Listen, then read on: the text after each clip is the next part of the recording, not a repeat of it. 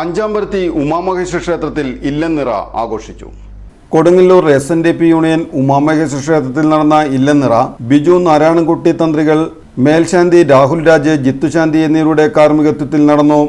Chairman Premdas Tharayil, convener Preman Pattali, PB Mohanan, മാതൃസമിതി president Jalaja Viswanathan, secretary Pushpa Mohanan, Dinil Madhav, union youth movement secretary Samal Raj തുടങ്ങിയവർ നേതൃത്വം നൽകി.